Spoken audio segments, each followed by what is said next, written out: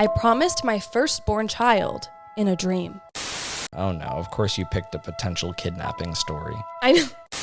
Am I the asshole? Because I told my husband that sister-in-law uninvited me from her wedding. Hey guys, it's me, McCall, and welcome back to House Meeting episode 3! Yay!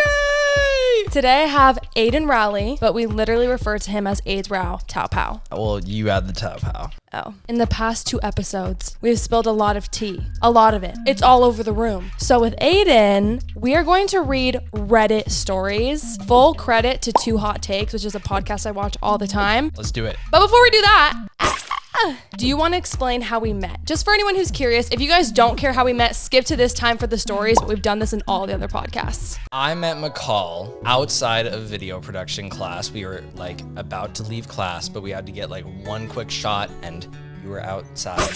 So we ended up recording you because you were just walking through the hallway. We were like, can you be in our video? That's how I met McCall. And now we're best friends! Yeah! Cue the scary music, the faded edges. It's spooky time. The title is, I promised my firstborn child in a dream.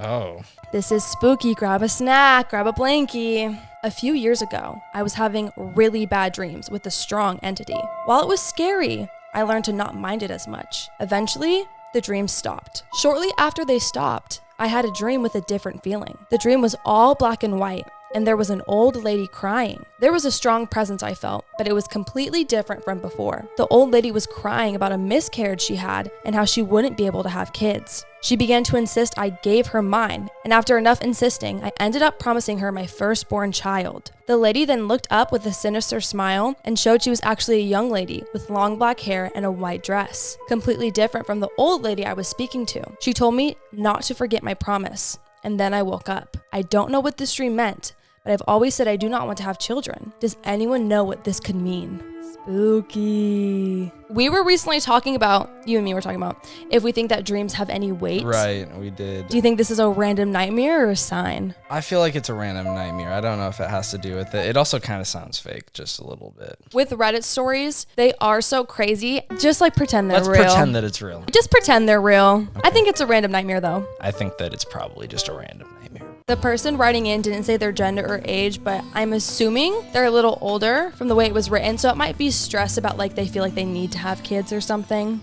Right. Something like that. I just think that they're overthinking it. Oh no, of course you picked a potential kidnapping story. I know.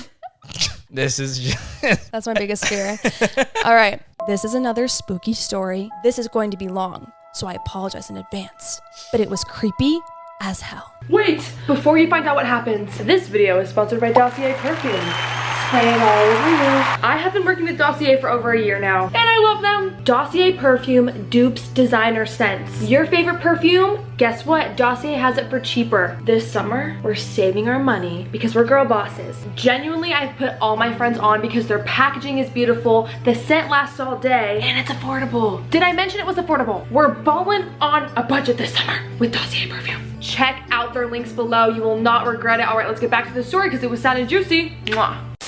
I was at the local grocery store I visit weekly to shop for food. I normally spend $100 to $200 a week on food for myself and my family, so I always leave with a full cart. I'm standing in the checkout line minding my business when a tall man, I'd guess early 40s, approached me and complimented my hair. "Your hair is gorgeous!" Loud enough for everyone within a 20-foot radius to hear. Now, I appreciate a compliment as much as the next girl, but it was a little obnoxious to say the least. I thanked him politely and redirected my attention to my cart, where I awkwardly started organizing the items, in hopes that the 15 pairs of eyes now staring in my direction would look elsewhere. Unfortunately, Loudmouth didn't take the hint. He started asking rapid-fire questions and statements, barely pausing for me to get a word and edgewise before the next sentence would spill out of his mouth. This is when it gets really awkward, as if it wasn't weird enough. He asks if I want to go out with him sometime, maybe tonight after I put my groceries away. He could come to my house and help me put groceries away, and then we could leave from there. I told him I didn't think my husband would appreciate that, and he got angry. I was freaked out at this point, and everyone was still staring. After I rejected his offer,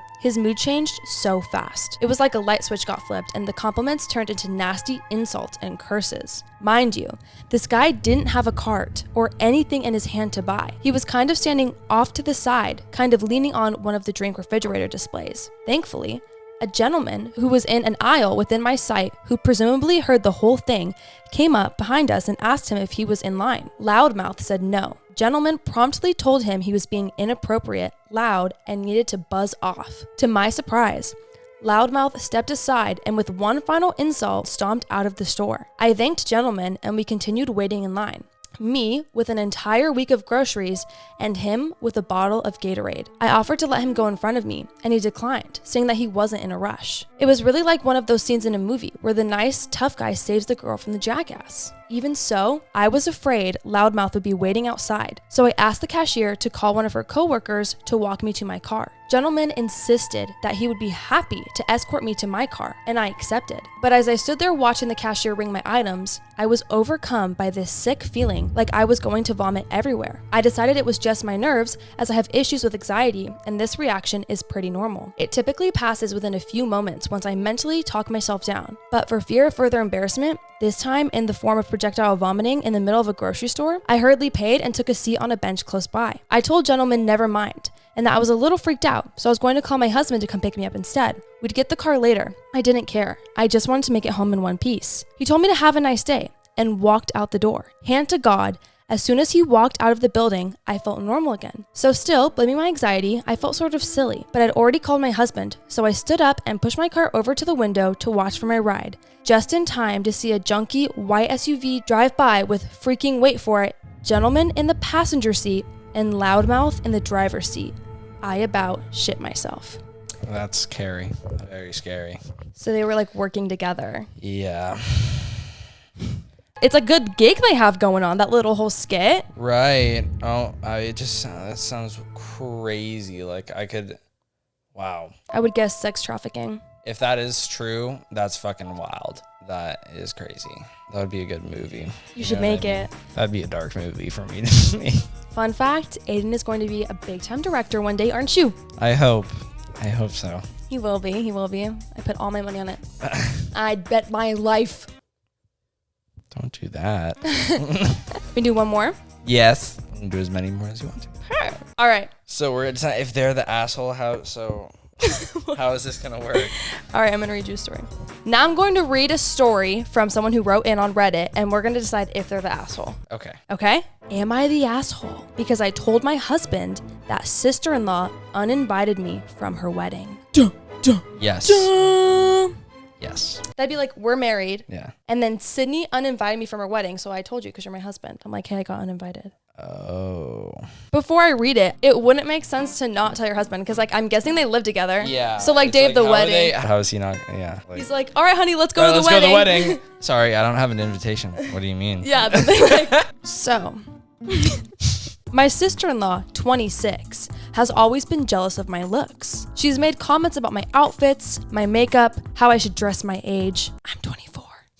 Etc. She also feels the need to loudly remark around me that looks aren't everything. People who wear makeup are shallow, etc. I've never reacted to this since she seems to have low self-esteem, and I feel bad for her. She's getting married next month. Her fiance seems to be nice, but we've had some awkward encounters. Like when I was wearing a slightly low-cut dress, he kept glancing towards my chest. He's also stared at my legs in the past, and he's usually confident and extroverted, but kind of gets shy and stumbles while speaking to me. My sister-in-law recently spoke to me in private and asked me not to come to the wedding. She said, I deserve to be the most beautiful person at my wedding, and you'll spoil that for me. I want all eyes to be on me, not you. I told her I'd skip makeup and wear a simple dress, but she made it clear I couldn't be there. Since I know she doesn't like me, I didn't argue with her. I don't even like social situations, so this was a win for me. Later, I told my husband what she'd said and informed him that I wasn't going. He got angry, called her, and said that was a cruel thing to do, and said he wouldn't attend either if I wasn't invited. I hadn't asked him to do that. I had mentioned the whole thing pretty casually. Later, my sister-in-law sent me a long text calling me a bitch for snitching to him and wanting to flaunt my looks. So, was I the asshole because I told him the reason? I know she's insecure about her looks, so maybe I should have come up with another excuse. No, she's not the asshole. You're right. If they live together, he's gonna find out. It would not work any other way. I don't think that the writer is the asshole, but I think her reason for thinking she's the asshole is she feels like she should have lied to her husband about why she wasn't going. But it's like, don't lie to your husband. That's the person you should be completely truthful to. So if his sister thinks that you're too pretty to go, he should know that. It's pretty fucked up. They should have told us how it ended. I'm curious. You know what I mean? Like, did they end up going to the wedding, or did the husband end up not going to the wedding? She didn't say, like, if the sister was like, okay, fine, you can come. So sometimes there are updates. I am not able to find an update. I guess we'll never know. All right, guys. All right. That was episode 3 of House Meeting with Aiden's Route Pal. AIDS routes out, pal. Aiden's like, get me out of here. Next week is the last episode of House Meeting, and Donza will be on. Thank you so much, Aiden, for coming on. Thank you for having me in your glorious bedroom. What do you mean by that? Have a great night. Bye, guys.